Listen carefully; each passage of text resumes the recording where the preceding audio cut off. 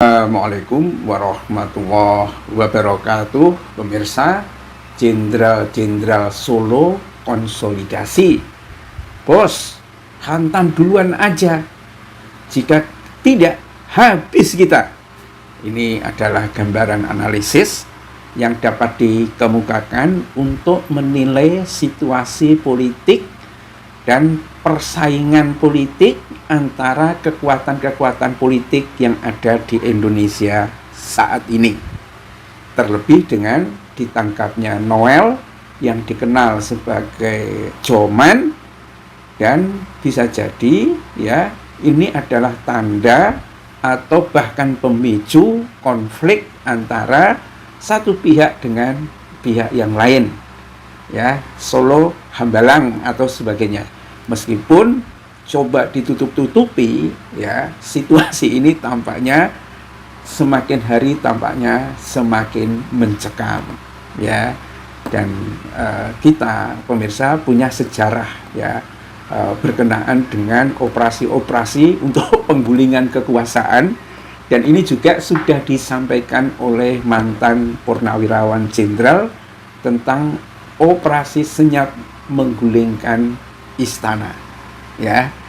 Tidak banyak yang bisa dikatakan berkenaan dengan hal itu karena banyak yang sangat dirahasiakan, tetapi dengan adanya Noel, Wakil Menteri Tenaga Kerja yang ditangkap tangan, ini tampaknya satu pihak sudah tepuk dada. Nih, kalau ente mau macem-macem gitu ya, semua kaki tangannya akan kita putus.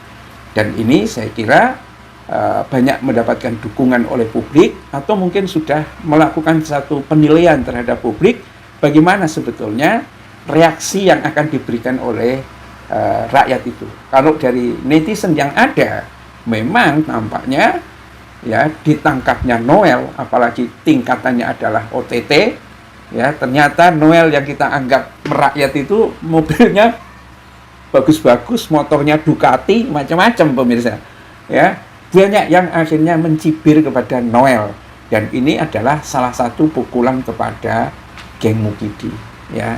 Nah, jenderal-jenderal Solo, kalau kita melihat rivalitasnya, sebagaimana beberapa dekade yang lalu itu ada satu dokumen Gilchrist namanya, yang diambil dari nama Duta Besar Inggris untuk Indonesia, Andrew Gilchrist, itu beredar hampir bersamaan waktunya dengan isu Dewan Jenderal.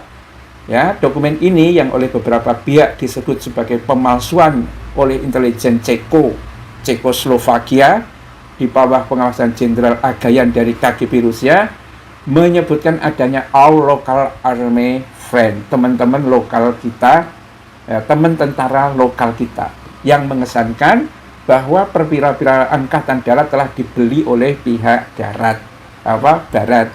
Dan kedutaan Amerika Serikat juga dituduh memberikan daftar nama-nama anggota PKI kepada tentara untuk ditindaklanjuti. Dan Dinas Intelijen Amerika Serikat mendapatkan data-data itu dari berbagai sumber. Salah satunya seperti yang ditulis oleh John Hughes, wartawan The Nation, yang menulis buku Indonesian Upheaval, ya, yang dijadikan basis skenario film The Year of Living Dangerously, yang sering menukar data-data apa yang dia kumpulkan untuk mendapatkan fasilitas telek untuk mengirimkan berita. ya, peristiwa G30S itu memang mencekam karena terjadinya pembunuhan sejumlah jenderal dan lain sebagainya. Nah, tetapi yang perlu kita nilai kondisinya saat ini adalah situasi ekonomi. Ya, kalau ketegangan dari negara lain, kalau dulu kan isu Malaysia itu ada Ganyang Soekarno kan ada Ganyang Malaysia, tetapi dengan ekonomi yang sangat rendah, ya itu sangat tidak didukung, apalagi Soekarno dianggap sebagai sakit dan lain sebagainya.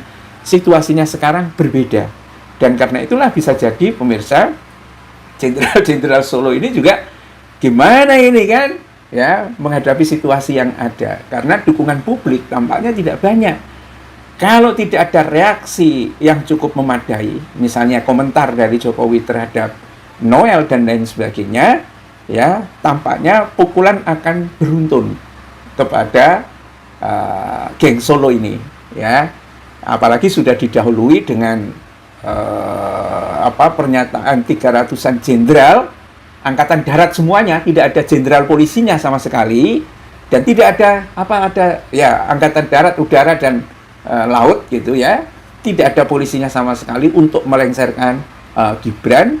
Dan sekarang ini situasinya memang agak ngeri ya. Noel ditangkap, kemudian minggu depan Sylvester Matutina juga masuk. Nah ini ya, kalau analisis ya, harusnya terjadi konsolidasi jenderal-jenderal Solo. Itu jika diartikan bahwa Jokowi masih punya agenda untuk tahun 2029 menyelamatkan Gibran, atau malah merebut kekuasaan Prabowo untuk Gibran, ya, yang seperti disampaikan oleh Dr. Koni, hati-hati Pak Prabowo nanti sekitar 2 tahun ya kalau masih hidup. Dan legend Sutioso juga memberikan warning seperti itu ya, kalau Prabowo itu sehat walafiat terus, tidak terjadi usur permanen. Kalau terjadi usur permanen gimana ya? Dan isu-isu ini menjadi sangat krusial. Cuma siapa mendahului siapa, itu yang menjadi pertimbangan yang harusnya diambil ya. Kalau analisis sebuah jenderal, sekarang ini sudah terjadi operasi senyap untuk menggulingkan istana. Tapi benar tidaknya tidak ada fakta yang bisa ditunjukkan. Yang ada sekarang ini adalah istana memberikan pukulan ya, untuk test on the water.